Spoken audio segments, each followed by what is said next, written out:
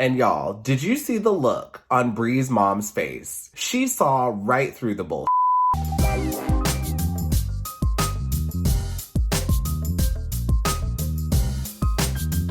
Hi everyone, my name is Dimitri, and welcome back to DimitriTube. The Bachelor, Matt James, episode 8.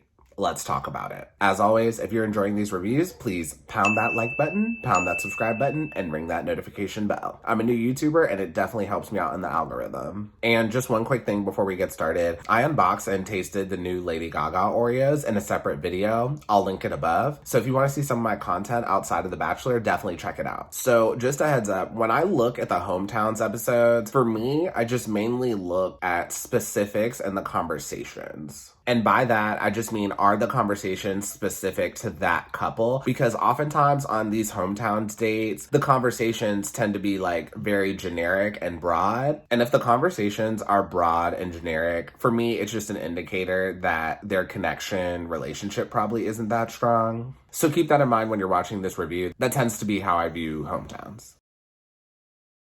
So the first one-on-one we get is with Michelle, and they start off the date by bike riding. So this scenery when they were bike riding was absolutely gorgeous. ABC is selling us a perfect fall day in Nemacolin, and I'm not mad about it. After the bike ride, Michelle brings Matt to a classroom, and she introduces him to some of her students virtually. And honestly, this was some of the cutest I've ever seen in my life. This really touched my heart. Seeing her students encourage her on this journey and Michelle just bringing Matt into this part of her life was just so sweet. After introducing the kids asked Matt some questions, and I didn't really like this part. Like, it was cute, but it very much felt like Matt was a politician just trying to dodge the tough questions. Also, Matt doesn't seem to be very good with kids. So after that, Matt and Michelle go to meet Michelle's parents. Matt and Michelle describe how they met, and Michelle says, "I was a late arrival." And then Matt says he was so intrigued with their conversation that he ended up requesting the one-on-one with Michelle the next day. So I feel like if you introduce someone to your parents, on some level, you gotta be a salesperson. You gotta sell that person and sell how amazing they are because you want your parents to like them. And when Michelle started off by referring to herself as a late arrival, I was like, girl, you're not really selling it. But anyway, moving on. Matt says the next day I requested the one-on-one. Now, I thought this was very interesting because sometimes I feel like production chooses the dates, but Matt specifically said that he chose the date. So Matt just admitted that he purposely did not give Abigail a chance because he never requested a one-on-one with her. Yeah, I definitely caught that. Next, Matt is talking to Michelle's dad, and Michelle's dad asks, "What characteristics do you like about Michelle?" And Matt basically says, "She tells me how it is, and she also has strong convictions, things we both want to accomplish in life align." So I paraphrased that a little bit, but when he said that, to me, it just sounded very generic and very broad. It honestly sounded like something he could have told all the other women. And Matt also says he's open to moving to Minnesota. If you're watching this review and you're from Minnesota, no shame on Minnesota, but I am not moving to Minnesota. And I know a lot of you watching this review would not move to Minnesota either. I don't know if y'all remember, but Kim Kardashian's second husband, Chris Humphries, wanted Kim to move to Minnesota, and part of the reason they got divorced was because she was adamantly against it. So I know I'm not the only one. I was a little surprised Matt said he was open to doing that. And then after meeting the parents, Michelle tells Matt that she's falling in love with him. And Matt's reaction to this, like his face was like, "Oh, tell me more." That's not the reaction of someone who's also falling in love with them. So don't get me wrong, Michelle is an awesome woman and she is quite the catch, but I'm getting the vibe that she likes Matt more than Matt likes her. Okay, now we're moving on to the one-on-one with Rachael. Now, when they first met up for this date, Matt's demeanor just seemed happier to me, and he seemed a little more giddy. And for the first part of the one-on-one, they go skydiving. Now, if you're new to The Bachelor, skydiving and bungee jumping is a date they do for this show all the time. If y'all have not realized by now, Matt is very high energy, he's adventurous, and he's very athletic. And Matt even says, "I think this is the perfect date." And Rachael made a really smart choice with this date. So they go skydiving, and Matt absolutely loves it. And when they're falling, Rachael says, "Matt, I told you that I've been falling for you, and now I'm literally falling for you." Which, that was corny as hell, but it was cute. So during the landing, Rachael takes a hard fall. Now, honestly, the landing didn't seem that hard to me. The only reason it appeared that way was because the producers added in some super dramatic music. What do you all think? Let me know below in the comments. Did y'all think Rachael fell hard? Because I don't think she did. So after she lands, Matt basically comes to her rescue and checks on her after she lands. And he says, "You don't realize how much you care until it's like there's a chance you could be gone. I'm not trying to be dramatic." And Matt said he's not being dramatic, but you're being dramatic, sweetie. But I will admit, I did enjoy this moment that they shared. And also, Rachel's winged eyeliner looked really good. Okay, next we're moving on to meeting Rachel's parents. So before I dive into this, let me just say, Rachael and her sister looked a lot alike, except her sister was blonde. Did anyone else feel that way or just me? So during the hometowns, Rachael is talking to her mom and she says, "I wouldn't have y'all come up and meet this man if I wasn't serious about spending my life with him." And she also says there's nothing that she doesn't like about Matt. And after that, Rachel's dad is talking with Matt. Rachel's dad is the typical protective dad over his daughter. Rachel's dad is concerned about Matt dating other women. And he says that Matt is telling all the other women these same things. And she responds that she may sound naive, but she truly does not think that Matt is telling the other women the same things. This is an example of what I mean when I say the conversations that they're having seem to be specific to Rachael and Matt. They don't seem to be broad and generic, kind of like the conversations we saw with Matt and Michelle's family. Some of y'all may disagree with that, and that's fine. We can have different opinions. Also, I am reviewing based on what I'm seeing happening on the show. I'm not taking into account what's happening outside of the show and the controversy surrounding Rachael. Next, after that, Matt and Rachael are talking outside, and Matt says, "It's important for me to ask for your dad's blessing, but it's not a conversation I'm gonna have with 4 families. And when I get to that point, I will call him and ask for it. And I just didn't feel right asking for it to check a box."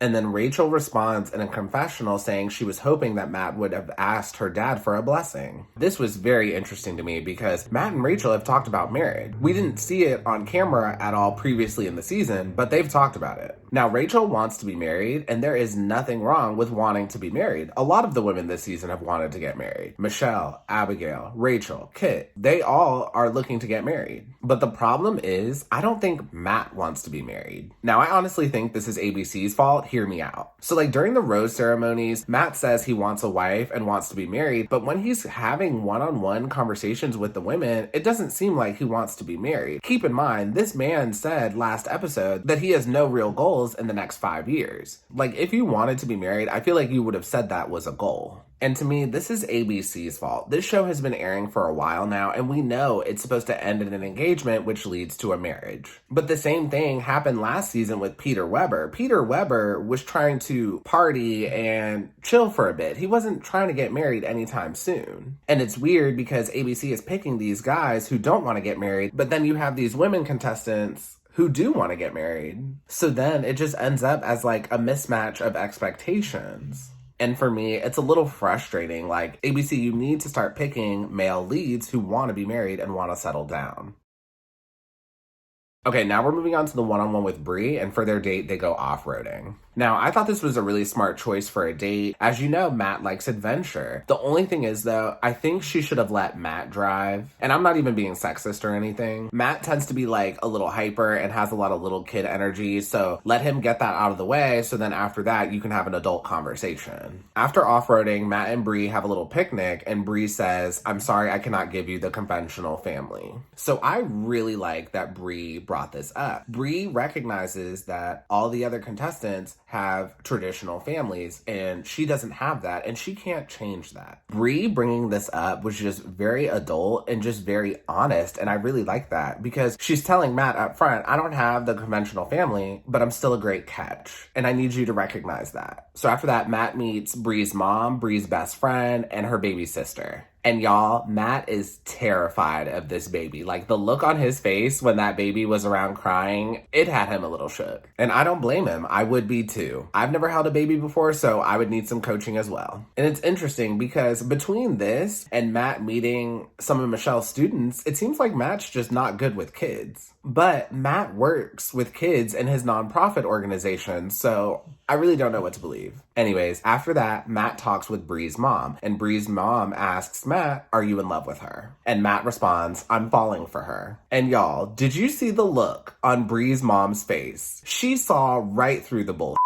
Bree's mom did not believe Matt for 1 second. Also, side note, did Bree and her mom and just their whole story, did it remind y'all of the Gilmore Girls? Or was it just me? Bree and her mom seemed to be very close, and the fact that she was able to read Matt so well, it really reminded me of the Gilmore Girls. Let me know below in the comments if you thought of the Gilmore Girls too. Moving on, after that, Bree tells Matt that she's falling in love with him. Now, don't get me wrong, I think Bree is absolutely gorgeous and I love her personality, but I just don't think she's here for the right reasons. Like, I think she's here more for the influencer opportunities and for a shot at paradise. It very much felt like to me that Bree said she was falling in love with Matt because the stakes are high, not because she necessarily wanted to. Next, we're moving to a one-on-one with Serena P, and for the date, she brings Canada to Matt. So for their date, they go over different Canadian phrases, they try some Canadian cuisine, and they go play some hockey. This Canada idea was very cute. I liked it, but I had one major issue with the date. Now, Serena is talking about being Canadian and being from Canada, but not at one point in this date do they think to ask, how can we make our lives work if you live in Canada and I live in the States? And this was literally the most perfect opportunity to ask that and maybe talk about it. I mean, whatever. It's possible that I'm just too practical, but I really felt like that was a missed opportunity there. Also, side note, one of their dishes that they try is a poutine. If you have never had poutine, definitely try it. It is delicious. The name does not sound good, and the one that Serena and Matt had did not look good, but it's actually a very good dish. So moving on, Matt meets Serena P's parents. Quick question. Did y'all like Serena P's pants? I don't know how to feel about those. Like, I kind of thought they were cute, but then I was like, are they cute? What did y'all think? Let me know below in the comments. After meeting with her family, Serena P really starts to doubt herself and whether she's sure about Matt. Now, to me, this was not the first time Serena questioned her relationship. After her and Matt did the tantric yoga, I think that was the first time we started to see Serena P questioning if this was the right guy for her. But now her family's confirming what she had already been thinking. I think Serena P and Matt would be a great match, but they're not ready for marriage. But again, this goes back to the mismatched expectations of ABC. Serena P and her family seem to have marriage in their mind for the end of this. But this is kind of weird because Serena P is very familiar with the show. When Heather showed up last week, Serena P knew exactly who she was. So Serena did her homework. So if you watch the show, we all know that Colton season, the one that Heather was on, didn't end in an engagement. So it was just kind of weird to me because it seemed like Serena P wasn't considering a relationship as a final option to this. To me, it seems like Serena P was thinking that only an engagement, marriage was the final option for this. But anyway, moving on. Matt meets with Chris Harrison for a chat, and they meet in a couch in the middle of the woods. And I'm like, why is there a couch in the middle of the woods?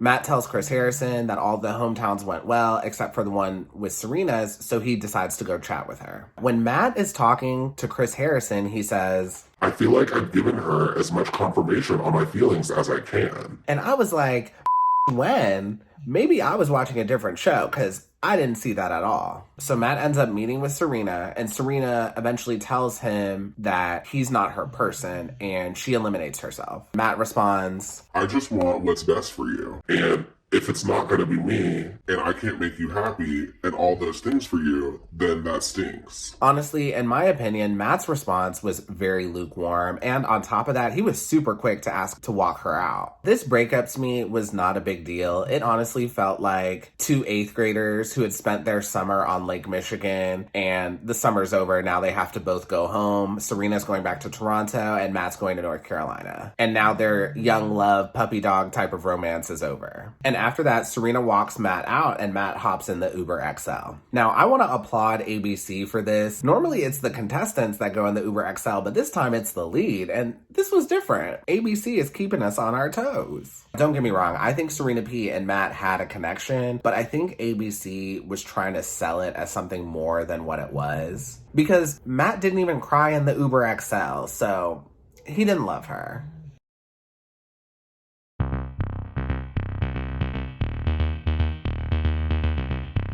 Yep, it's that time. Outfit of the episode. Let me tell y'all, I didn't really like any of the outfits this week, and normally on this channel we praise the women's fashion, but this week I'm gonna give it to Matt. Matt's suit during this rose ceremony was absolute fire. I don't know who his stylist is, but this suit tie combo looked so good. Matt's suit was very dark, but if you look closely, it had like stripes, but they were very subtle. It was very much like classic gentleman vibes, and it contrasted well with his tie that was a little more colorful and bubbly. Like, it was a good choice. Anyway, the rose ceremony was very pointless. It very much seemed like to me ABC was just trying to kill 10 minutes. But the 3 women who were left got the 3 roses that were on the table. Who would have thought? And also, Brie was picked last, and she was kind of upset that she was picked last. Honestly, I just thought that was really petty. I'm pretty sure the producers pick the order that the roses are chosen anyway. This, again, just reconfirms in my head that I just don't think she's here for the right reasons, and it just seemed like to me that Brie was really reaching here for some drama. And that is the end of the episode, and all I have for you today. If you enjoyed this review, please go ahead and pound that like button, pound that subscribe button, and ring that notification bell. Next week is the Women Tell All. See you next week. Have a good one. Bye.